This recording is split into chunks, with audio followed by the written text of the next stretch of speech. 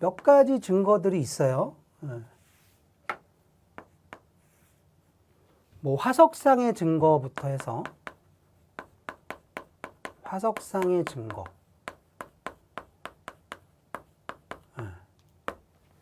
자, 두 번째 같은 경우는 이제 뭐 비교 해부학적 증거.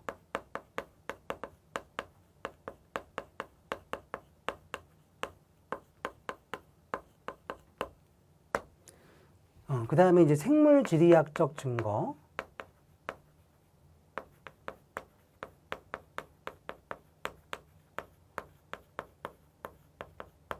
자, 그 다음에 이제 비교 발생학적 증거일 거예요. 비교 발생학적 증거. 그러니까 발생 뭐 해부학적 증거라고 해도 되는데, 뭐 진화 발생학적 증거. 네, 뭐 이름이 좀 어렵습니다. 네.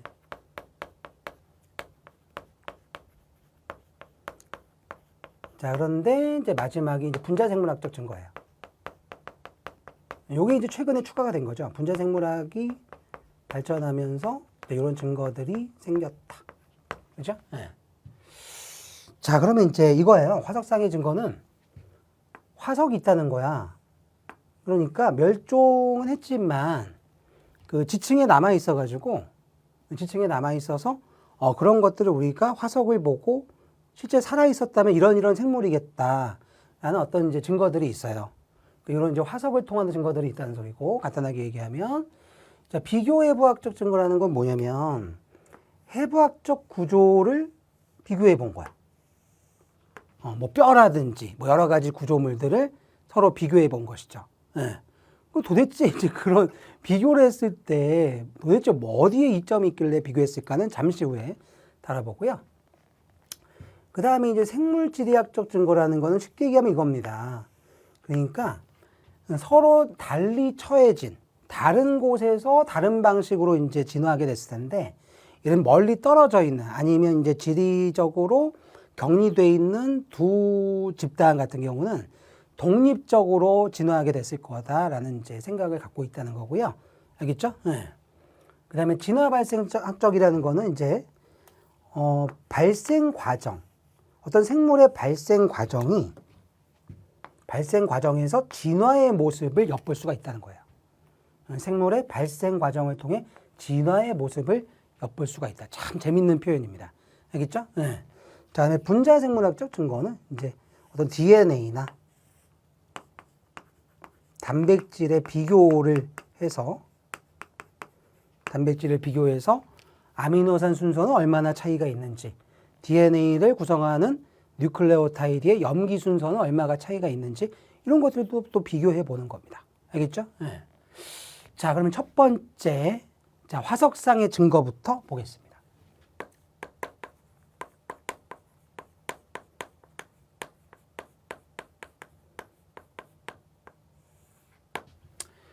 자, 화석상의 증거를 찾아야 되는 생물들은 현존하는 생물이 아니고 다 멸종한 생물이거든요. 그리고 다 지층에 이제 남아 있는데, 뭐가 먼저 나타났을까? 뭐가 나중에 나타났을까? 그러면 이렇게 한번 생각해 보는 거야. 자, 그럼 이제 이 지층들이 있는데, 여기 이제 기역 화석이 있고, 니은 화석이 있고, 디귿 생물의 화석이 있어요. 그럼 여기가 이제 제일 최근에 퇴적된 거 아니겠어요? 그죠? 네. 역전되지만 않았다면? 그러면, 누가 제일 먼저 나타났겠다. 그죠? 기역이 제일 먼저 나타났겠다. 그 다음에 니은이 나타났겠다. 그 다음에 디귿이 나타났겠다. 근데 이거는 시간적 순서만 우리가 이제 얘기할 수가 있는 거죠. 그죠? 네. 뭐 기역이 변해서 니은이 됐거나, 니은이 변해서 뭐 디귿이 됐다. 이거는 뭐 알 수가 없는데. 근데 여러 가지 추가적인 조사를 통해서 어떤 뭔가 공통적인 지점들이 많다면, 혹시 이것이 기역, 니은, 디귿이 같은 계통의 생물이 아닐까라고 이제 추론할 수가 있는 겁니다. 알겠죠? 좀 뭔가 유사성이 있어야 되거든요. 그러면 화석상의 증거를 보면, 그럼 기역이 니은으로 변했고 니은이 디귿으로 변했을 때 어떤 유사성이 있어야 된다는 건데, 그럼 니은이 발견됐다. 니은이라는 화석이 발견됐다면 기역과 디귿의 어떤 중간 단계가 되는 거죠. 그죠? 네. 이런 중간 단계 화석들이 가끔씩 이제 발견이 되면서 어떤 진화의 경향, 진화의 어떤 변화의 양상을 우리가 이제 확인할 수가 있다는 거예요. 그래서 이제 그것의 예로 나타나는 것이 자, 이제 고래. 예, 고래의 경우와 괜찮아? 예. 자, 그 다음에 말의 경우를 추적해 볼 수가 있었습니다. 대표적인 케이스예요. 그래서 이제 이 화석상의 증거를 통해서 이제 스토리를 구성해 봤는데, 고래 같은 경우는 사이즈가 점점 커지는 방향으로 진화하게 됐고요. 초기에는 작았어요. 예. 그리고 실제로 보면 이게 지금 포유류였거든. 고래의 시조들이 육지에 사는 포유류였어. 우리는 지금 그죠? 팔 2개고 다리 2개잖아요. 사지라고 했나 봐요. 사지. 그러니까 이 사지가 뭐 앞다리 뒷다리라고 하면 될 거 아니에요. 그죠? 그 앞다리는 지느러미로 이렇게 이제 지느러미 물속에 살아야 되니까 지느러미로 진화를 하게 되고요. 뒷다리 같은 경우는 지느러미가 되기는 됐는데 이게 너무 작아. 거의 흔적만 남아 있어요. 흔적만 남아 있습니다. 네. 뭐 거의 필요가 없는 거 보죠. 자, 그 다음에 말 같은 경우도 사이즈는 어때? 커지는 방향으로 갔고요. 알겠죠? 네. 그리고 발가락의 수가 감소하는 방향으로 갔고, 그러니까 발가락 수가 많은 것보다 굽이라고 하잖아요. 이게 이제 발가락이 오히려 통합되는 거야, 그지? 그렇게 됐을 때 이게 땅에서 이렇게 이제 뜀박질을 하는데 훨씬 편안해진 그런 이제 모습이 됩니다. 예. 자, 그리고 어금니가 커지고, 예. 뭔가를 씹는데 훨씬 더 효과적인 어떤 이제 해부학적 구조를 갖게 되는 거예요. 자, 이런 것을 화석상의 증거를 통해서 확인을 해봤다는 소리고, 이렇게 되기 위해서는 여러 가지 화석, 유사성이 있는 여러 가지 화석이 시간적 순서에 따라서 잘 발견이 될 수가 있었어야 된다라는 점을 꼭 기억하셔야 되겠습니다. 알겠죠? 자, 두 번째. 자, 해부학적 증거.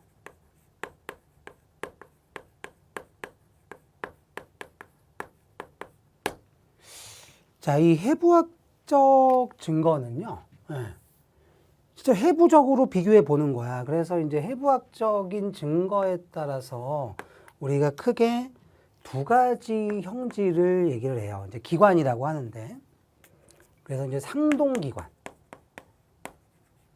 상동기관과 상사기관으로 구분을 합니다. 일단 쉽게 말씀드리면,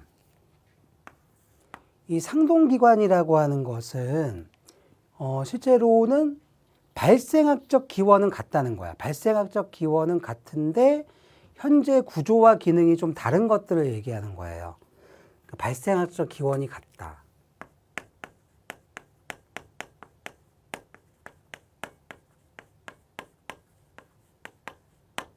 기원이 동일하다.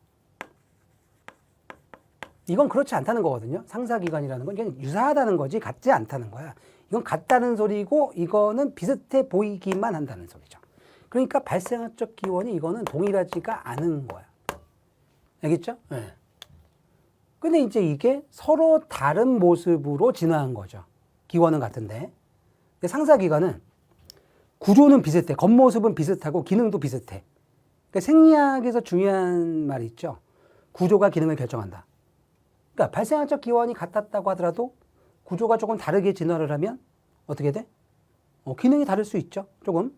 그런데 상사기관은 발생학적 기원이 달라. 그런데 구조와 기능이 비슷해. 그래서 유사하다는 거예요. 그게 유사하다는 거야. 구조와 기능이 유사하다는 말이야, 이건.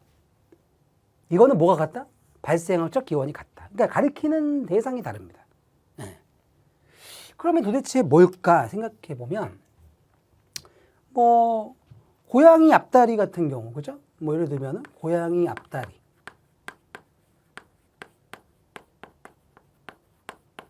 고양이 앞다리랑, 사람의 팔이랑 비교해도 되고요. 아니면 심지어, 고래 같은 경우도 포유류이기 때문에, 고래 앞지느러미 얘기해도 되는 거예요. 또는 조류, 새의 또 날개도 앞다리가 변형돼서 날아다니는 구조가 된 거니까 뭐 그렇게 생각하시면 될 것 같고, 그다음에 상사기관이라고 하는 것은 우리로 하여금 실수를 하게 만드는 기관입니다. 그러니까 구조와 기능이 비슷해. 근데 기원이 달라. 그래서 이거는 전문가들이 결정해야 되는 거예요. 발생학적 기원이 같은지 다른지는. 그래서 뭐 예를 들면은 새의 날개나 잠자리 날개, 절지동물이죠? 이게 완전히 달라. 이게 새 날개는 앞다리가 진화를 한 거고, 앞다리가 진화해서 날개의 구조가 된 거고요. 이 날개, 잠자리 날개 같은 경우는 외골격이 변형돼서 생긴 거라서 발생학적 기원이 완전히 달라요. 완전히 다릅니다. 완전히. 그런데 날아다니는 구조라는 면에서는, 날아다니는 기능, 구조라는 면에서는 유사한 거죠. 그래서 이런 것은 좀 전문가들이 우리한테 가르쳐 줘야 되는 거고, 우리는 이제 교과서에 나와 있는 상징적인 예만 잘 공부를 해놓고 그렇게 맞춰서 좀 생각을 하시면 되겠습니다. 자, 그런데 이제 별도의 것이 있어요. 뭐 예를 들면은 흔적기관 같은 것이 있습니다.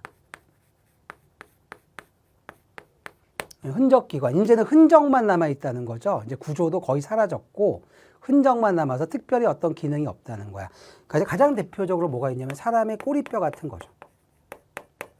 사람의 꼬리뼈, 뭐 이런 것들이 이제 흔적기관에 속한다. 그래서 이제 해부학적인 구조를 막 비교를 해보는 거야. 근데 여기서 이제 결정적인 건 뭐냐면요. 이 발생학적 기원이 동일한 이유는 뭐냐면 조상 때 나타나서 물려받았다는 거야. 무슨 말인지 알겠어? 그러니까 예를 들면은 이런 거죠.